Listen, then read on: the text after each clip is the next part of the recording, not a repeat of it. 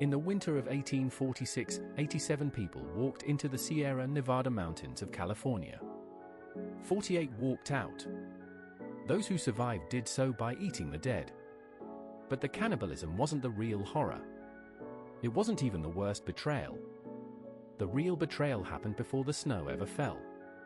It was written in a book, promised by a man who had never walked the path himself. And it was sold to desperate families as a shortcut to paradise. His name was Lansford Hastings. And his lie would become the most deadly travel advice in American history. This is the story of the Donner Party. Not the story you think you know. The story of how a dream turned into a nightmare, one betrayal at a time. It started like every American dream. In the spring of 1846, two wealthy families, the Donners and the Reeds, loaded everything they owned onto wagons and left Springfield, Illinois. California was the promised land. Free land. Warm weather. Gold not yet discovered, but the soil was rich enough. James Reed was a successful furniture maker. A man of means.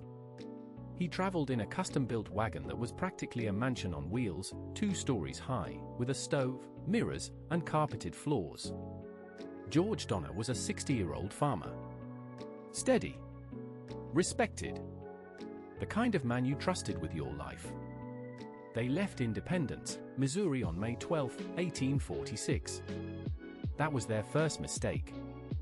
The ideal departure was mid-April.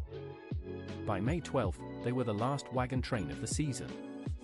Every day of delay was a day they didn't have. But they weren't worried. They'd been told about a shortcut. A faster route to California that would save them weeks. The man who sold them that dream had a name that history would never forget. Lansford Hastings. Author. Explorer. And according to the men who actually knew the frontier, a dangerously ambitious fool. In 1845, Hastings published a guidebook claiming he discovered a route that cut 300 to 500 miles off the journey. He called it the Hastings Cutoff. The problem? No wagon train had ever successfully used it. Hastings himself had traveled it on horseback with a small party. Taking a fully loaded wagon through that terrain was an entirely different beast. At Fort Bridger, the Donner Party met 2 men who gave them opposite advice. One was James Clyman, a legendary mountain man who had actually traveled with Hastings. He pulled Reed aside and begged him, "Don't take that route. It's a death trap." The other was Jim Bridger, the fort's owner. He told them the shortcut was smooth. Easy. A gentleman's journey. What the Donners didn't know. Bridger had a financial interest in sending travelers his way. And a letter from Edwin Bryant, a journalist who had tried the route and barely survived, was supposedly sitting in Bridger's office, unopened, deliberately hidden from the Donner Party. Decades later, historians would argue over whether Bridger deliberately sabotaged them. But the evidence is damning. On July 31st, the Donner Party left Fort Bridger. 87 souls. 20 wagons. 1 unproven shortcut. They would not see a paved road again for the rest of their lives. The Wasatch Range was supposed to be a minor obstacle. Instead, it became a nightmare. The Donner Party found themselves hacking a road out of solid wilderness. They cut trees, moved boulders, built bridges across ravines. In 6 days, they advanced just 9 miles. 1.5 miles per day. Lansford Hastings had promised to wait and guide them personally. Instead, he left a note nailed to a tree, "Follow my trail. I've gone ahead." His trail was almost impossible to follow. He'd left them to figure out the rest themselves. They made it through the Wasatch in 16 days. What should have been a 2-day crossing took more than 2 weeks.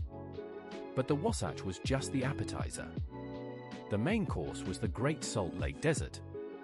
Hastings had described a 2-day crossing, 40 miles of flat, hard ground. Easy. The reality? 80 miles of treacherous salt crust that shattered under the weight of wagons. Alkaline dust that poisoned the air. Water that was undrinkable. It took them 6 days. They traveled at night to avoid the heat. By day, the sun reflected off the salt so intensely that it burned their eyes. Wagons broke down. Oxen went mad with thirst. James Reed lost 9 of his 10 oxen in a single night when they bolted into the desert. One man wrote, "I am beginning to feel alarmed at the tardiness of our movements. I fear that winter will find us in the snowy mountains." He was right. They had lost an entire month. The shortcut had done the opposite of what it promised. And the worst was yet to come. Survival situations don't create monsters. They reveal them. And the trail was already showing what these people were capable of. Along the Humboldt River, something snapped. John Snyder was a teamster working for another family. He was beating Reed's ox driver with the handle end of his whip. Reed intervened. Snyder turned on him and struck Reed across the head with the same whip handle, splitting his scalp. Reed stabbed him. Once. Snyder died within minutes. The party held an impromptu trial. Despite Reed's provocation, being attacked first, they voted to banish him. Unarmed. Into the wilderness. But here's where the story twists.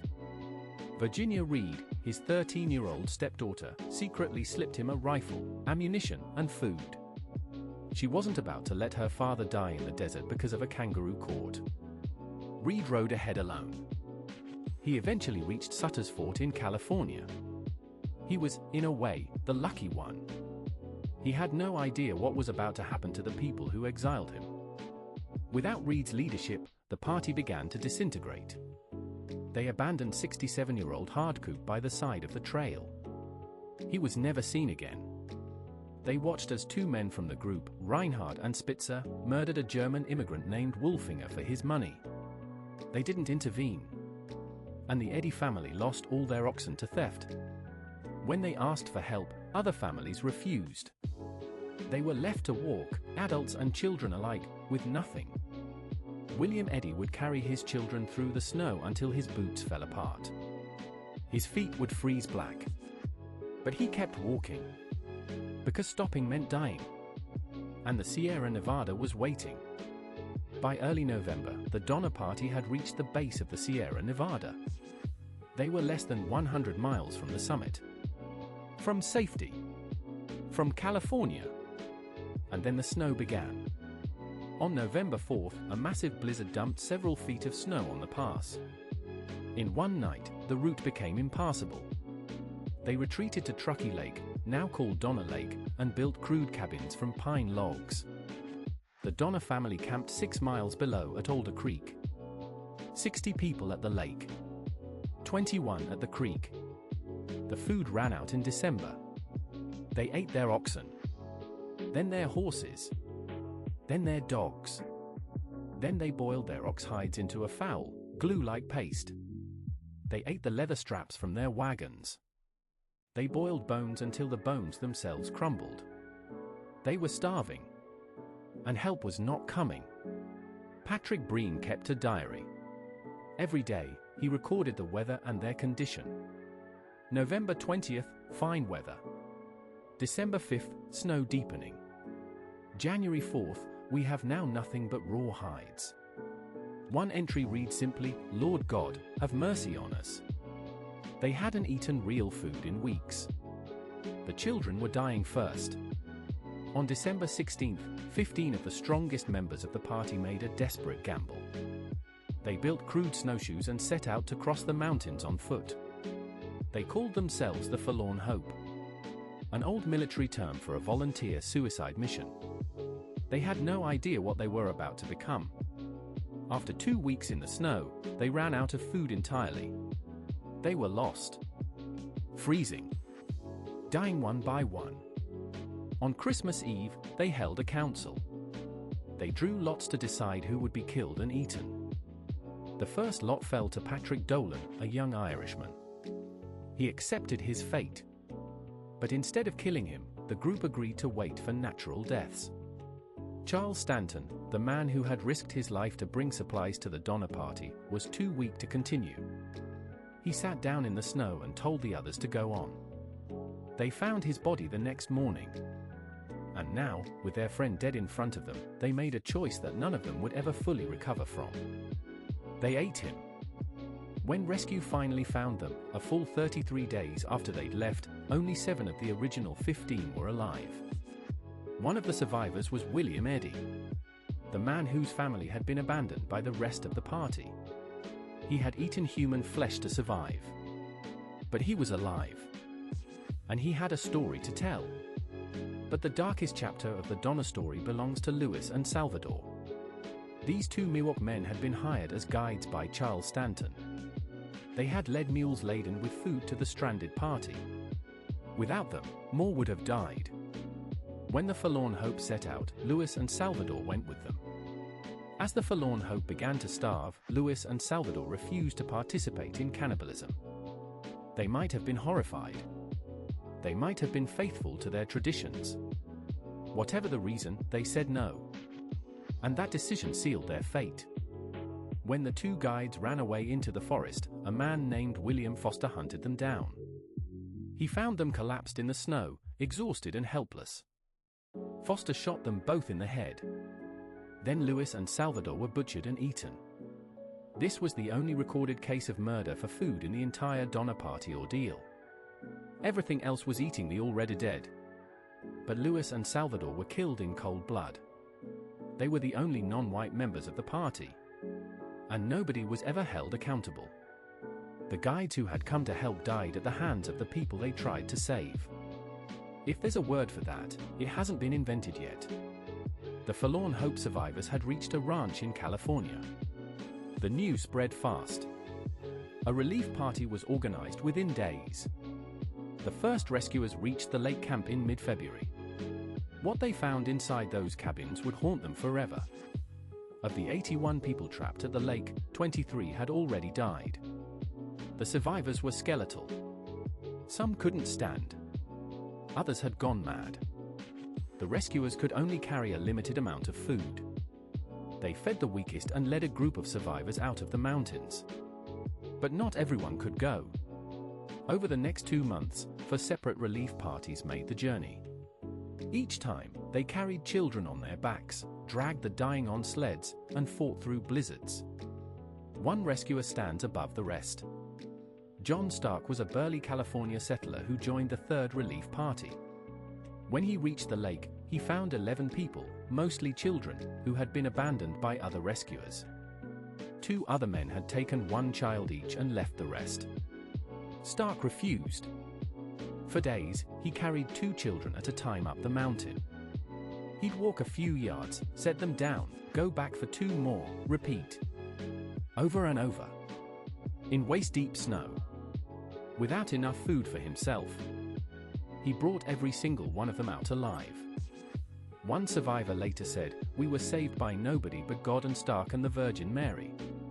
The last survivor was rescued on April 21, 1847.